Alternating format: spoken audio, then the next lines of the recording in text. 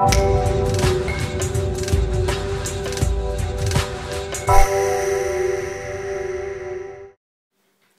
guys, here's a tutorial for Mindreach. Like I said in the performance video, it's completely impromptu, so it can even use a borrowed shuffled deck. And I really like this effect just because everything appears to be in complete control of the spectator, and it gets such great reactions, and they truly will think that they're some sort of psychic. Which of course they're not, but it's okay to let them believe it. Like I said, it's completely impromptu, so you can just use any random deck with no particular order, and the spectator can even shuffle that deck. Usually they are going to want to shuffle, and it's probably actually better if you let them shuffle, just to make sure that there's absolutely nothing tricky that you could be doing if you're shuffling the deck. This way everything appears to be in complete control of the spectator. So after they're satisfied with the deck being mixed, what you need to do is glimpse the bottom card, because this effect is based on the key card principle, which involves glimpsing the bottom card. And there's a really subtle way to do this. I'm not exactly sure what this move is called, but all you're going to do is just simply rotate the deck like this. And with that simple rotation, I know that the bottom card is now the 10 of spades. That's it. All I do is simple rotation, glimpse the bottom card, come back down. It looks casual. It doesn't look like you're trying to memorize the bottom card. It doesn't look like you're doing anything suspicious. So now that you have the bottom card memorized, you're going to spread out the deck. Just make sure to keep track of where the bottom card is. You can spread it out however you like, as long as you know exactly where that bottom card is. An easy way to make sure you don't lose track of where it is to leave it sticking out at you, just like this. So you've got all these cards randomly mixed around, and it's the only card that's just kind of right there sticking out at you. That way it's really easy to keep track of. So once the cards have been spread out, you're going to tell the spectator that you're going to have them pick just sort of any random cards that happen to pop into your head. And the first selection you're going to tell them to pick, of course the selections aren't going to be completely random. The first one they're going to pick is the bottom card, the 10 of spades. So they can touch any card they want. It really doesn't matter.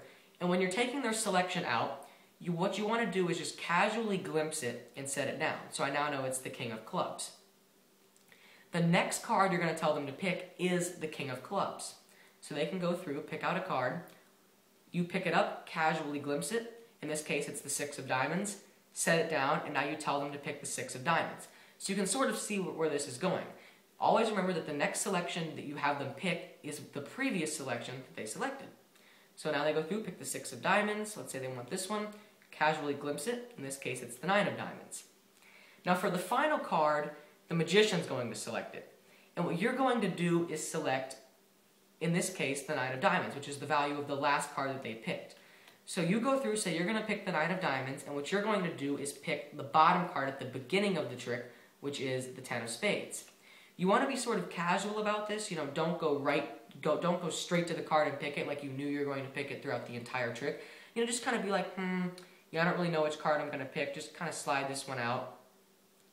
And that's going to be the 10 of spades. And so now, what you want to do is you have the 4 selections.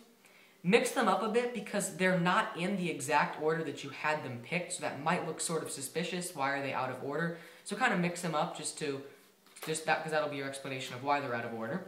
Reveal them, and amazingly, we've selected exactly the cards that we were asked to, so we must be psychic. So the only sort of trouble you could run into with this, which actually improves the trick, it's not really a trouble at all, is what if the spectator happens to pick the bottom card before the magician gets a chance to? So the bottom card's a 10 of spades. So let's say that I tell the spectator, select the 10 of spades. Well, if they go ahead and just pick it on the first try, end the trick right there, show them it's the 10 of spades, they're going to be amazed. Of course, it's complete luck, but you know, they don't know that, so they're really going to be a complete it's going to be an amazing reaction. And they actually did have complete control in that case. You didn't even have to do anything, and they just happened to select the card. And let's say they do if they do it on the second or third try, just end the trick. So I say select the 10 of spades, say they pick this card, so it's the 6 of diamonds. Now I say select the 6 of diamonds. They pick the 10 of spades. Just end the trick right there. Again, mix these two up because they're going to be out of order. Show them that they got both of the cards right. And again, you didn't have to do anything, and they picked the cards. Right. And that actually improves the trick. It's even better if that happens because you truly didn't have to do anything, and they just happen to pick the selected cards. So, yeah, that's pretty much it. Like I said, it's a very simple effect. It's pretty much self-working. All you have to do is just be able to glimpse a card casually and you can do this. And that's pretty much it. If you still have any confusion about the trick, just leave me a comment and I'll try and clear any of that up. And I will see you guys next time.